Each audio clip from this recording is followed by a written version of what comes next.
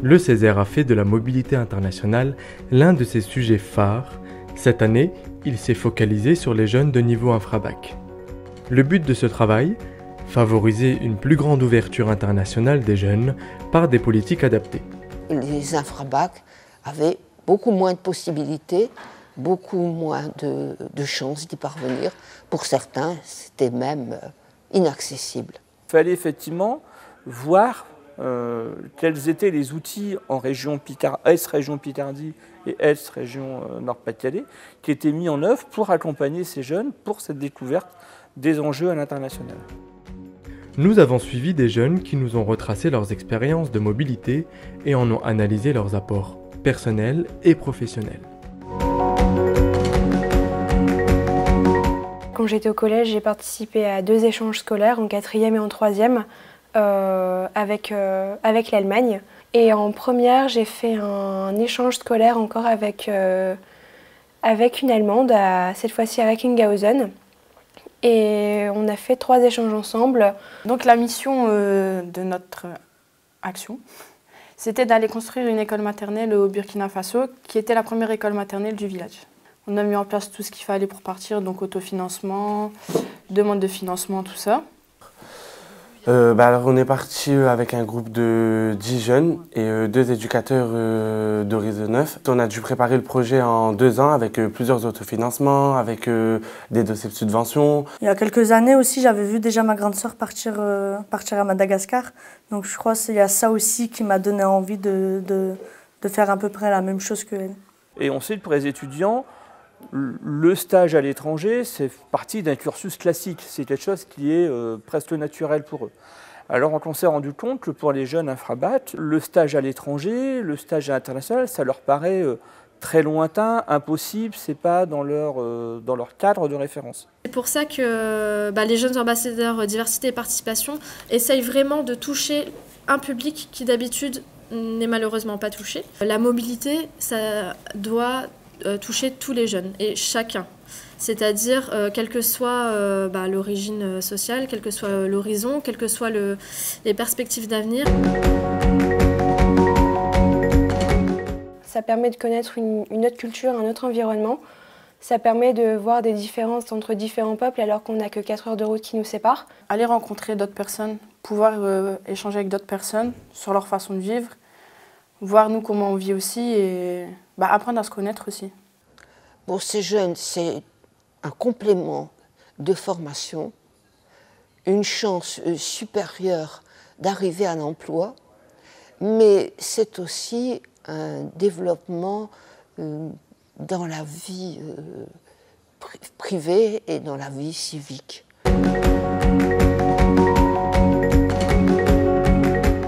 Pour moi, je pense que c'est important d'avoir une expérience de mobilité dans son CV pour justement se mettre en valeur et se démarquer des gens qui ont peut-être le même niveau que nous, parce qu'actuellement, on a de plus en plus de diplômes, donc je pense que la mobilité et les expériences personnelles, c'est ce qui fait la différence sur un CV. Dès que je suis revenue du Burkina, j'ai fait auxiliaire de vie pendant 1 an. J'ai toujours voulu travailler dans le social, mais ça m'a encore plus donné l'envie de travailler dans le social et de continuer dans cette voie en fait. Aujourd'hui, je suis en recherche d'emploi. Moi, il faut savoir qu'il y a un moment donné, j'ai postulé pour pouvoir accompagner des jeunes malentendants en colonie. Et quand il a vu sur le CV comme quoi j'étais déjà parti au Burkina Faso, que j'avais été là-bas, que j'avais partagé une expérience avec des jeunes et tout, il s'en est intéressé. C'est grâce à ça que j'ai pu être pris pour pouvoir partir en colonie. Ça a été vraiment mon premier pas vers l'autonomie, devoir me débrouiller seule dans une famille qui ne parlait pas du tout un mot de ma langue. Donc c'était vraiment un plus pour l'autonomie. C'était un voyage très intéressant. Ça nous a soudés au niveau du groupe, mais aussi on a découvert des gens, on a appris beaucoup de choses. Et ça nous a tous fait réfléchir aussi sur notre situation et sur comment on voyait notre futur en fait. Ça m'a aidé à prendre confiance en moi, à pouvoir m'exprimer en public, à savoir m'intégrer dans un groupe aussi et à accepter l'autre comme il est aussi. À apprendre à connaître les gens, aller vers les gens et à les accepter comme ils sont. Ça donne des responsabilités parce qu'on fait partie d'un groupe où on a des engagements, où on doit mettre en place des projets. Le fait de partir aussi, ça fait grandir parce qu'on se retrouve dans un endroit qu'on ne connaît pas. C'est important que les collèges et les lycées en particulier se focalisent aussi sur la mobilité des jeunes parce que dans tout la grappe d'élèves qui rentrent au collège, tous n'iront pas jusqu'au master ou voire plus. Donc ils n'auront peut-être pas forcément l'occasion d'avoir une mobilité internationale pendant leur année de licence ou pendant leur cursus de master. Il y a énormément d'efforts à faire aussi pour leur information et quelque part nous avons une multitude de dispositifs et il faut les diriger vers ceux qui leur correspondent le mieux. Sur les préconisations présentes dans le rapport, 3 sont à mon avis importantes pour permettre à l'ensemble des jeunes infrabac de la région de France de pouvoir accéder à des dispositifs de mobilité internationale.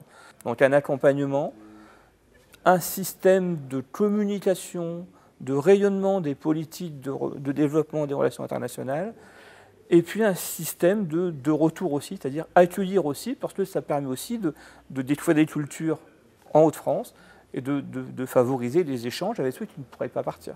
On a été aussi vigilants dans nos auditions à regarder ce qui permettait à ces jeunes qui ne sont plus en situation scolaire ou d'apprentissage de bénéficier d'un accompagnement, d'une formation à la langue, d'une explication des enjeux et d'être accompagnés par des associations ou des missions locales.